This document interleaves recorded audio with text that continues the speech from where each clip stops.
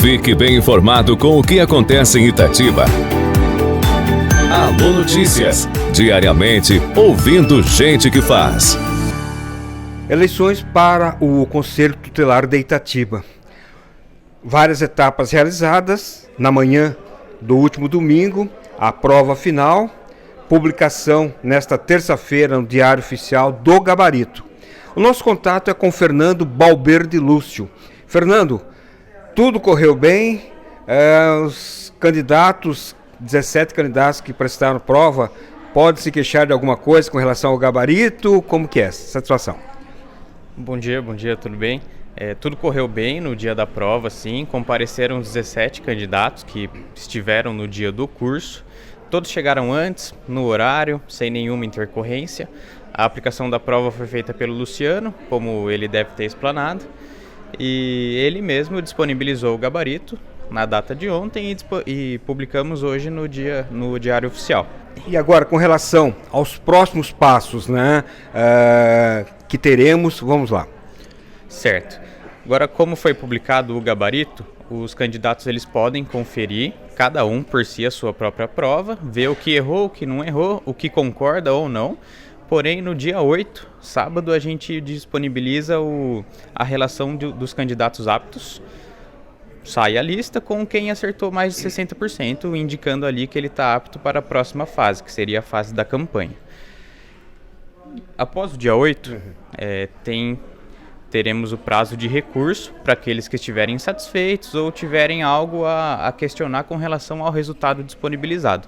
Dia 12, a comissão se reúne, analisa eventual recurso e depois, uma semana após a divulgação da primeira lista, ou seja, no sábado, dia 15, sai a relação final, agora já com a análise do recurso e finalmente no dia 25 é início da fase de campanha para os candidatos que estiverem aptos. Bom, agora com relação, né, a esse gabarito, a divulgação é feita por ordem de notas ou aprovação de 60% sem discriminar primeiro, segundo, terceiro colocado? Sem discriminar. A gente apenas disponibiliza porque como é um critério classificatório, né, não eliminatório, como se fosse um concurso público, então não tem uma ordem de rodagem, digamos assim, né? Então vai sair a lista em ordem alfabética indicando se ele está apto ou não. O critério do desempate, saber quanto que o candidato acertou ou não, ele vai ser útil caso tenha empate no dia da eleição. Esse é o nosso primeiro critério de desempate. Vamos lá. Com relação à campanha eleitoral, muitos critérios, muitas coisas podem ser feitas e muitas não, né? Fernando, o que é proibido ao candidato a conselheiro tutelar do município de Itatiba? Olha, aqui a nossa eleição é votação, né, mas vai seguir a legislação eleitoral, né? Então, o candidato ele vai poder fazer a campanha dentro dos limites da lei. Tem que tomar cuidado com a forma de manifestação, ele não vai poder atacar insidiosamente, nem desrespeitar nenhum outro concorrente ali, digamos assim. E vai ter que respeitar o limite de data, que seria, no caso, o candidato ele vai ter 60 dias de campanha, basicamente, que seria 25 de julho, início, e término no dia 30 de setembro, que é um dia antes da eleição propriamente dita. Perfeito. Usando praticamente os critérios políticos, né?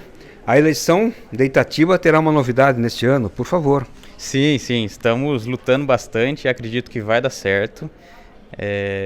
Não só aqui no município de Itatiba, mas nos outros municípios também houve um pedido do Ministério dos Direitos Humanos junto ao Ministério Eleitoral e o tribunal ele decidiu por disponibilizar as urnas eletrônicas. É claro que há alguns critérios, né? Não é assim tão simples, não é automático, mas nós fizemos o pedido dentro do prazo, esse pedido já foi acolhido pelo cartório e agora eles nos mandaram na última sexta-feira um e-mail com uma tabela.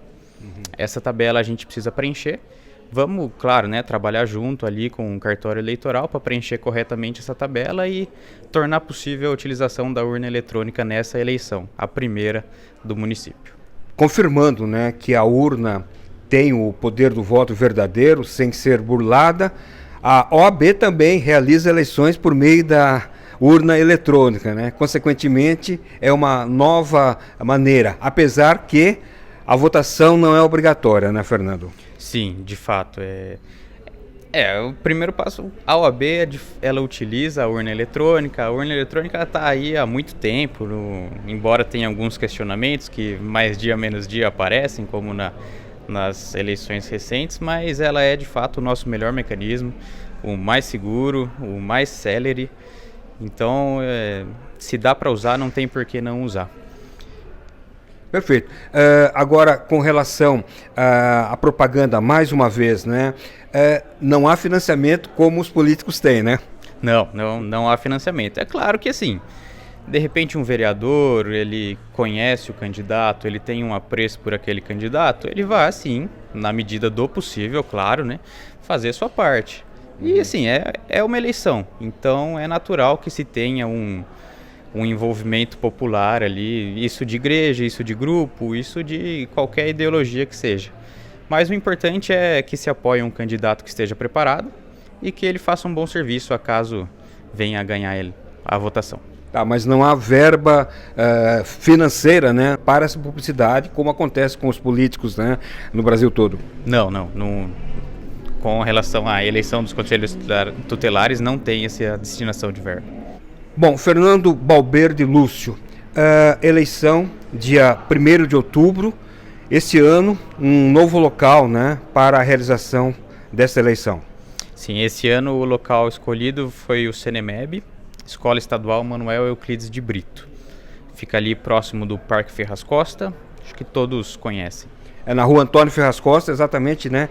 Quase em frente à Igreja de Santa Cruz. Isso. Perfeito.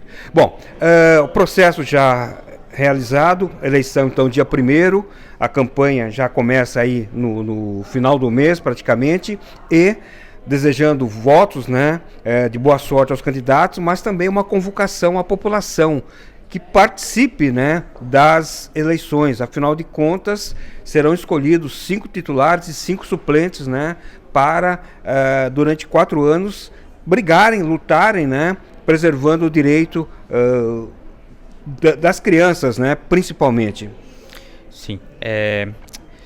Tanto por essa necessidade de ter um interesse popular maior na escolha dos membros do Conselho Tutelar, foi com vistas a isso que o cartório eleitoral decidiu nos ajudar e disponibilizar as urnas eletrônicas. Aí, aqui, para nós, enquanto poder público, gostaria muito de pedir, vamos tentar fazer uma ampla divulgação por todos os meios que pudermos, para convocar e conscientizar a população para que no dia 1º de outubro faça sua parte, escolha e acompanhe o candidato que entender ser o mais apto para proteger as crianças e adolescentes do município de Itatiba e faça uma escolha consciente. Quanto mais eleitor tiver, quanto mais a população se interessar por essa pauta, mais o município tem a ganhar. Então, peço para quem estiver escutando, por favor, nos ajude com essa divulgação, seja você mesmo indo votar ou comentando com amigos, parentes próximos. E aqui da minha parte a gente vai conversar e divulgar o máximo possível para que essa votação seja assim um sucesso. O CMDCA está aqui aberto, seja diretamente comigo, com qualquer outro membro, ou mesmo com a Sandra, que muito me auxilia, e eu faço questão de falar o nome dela aqui.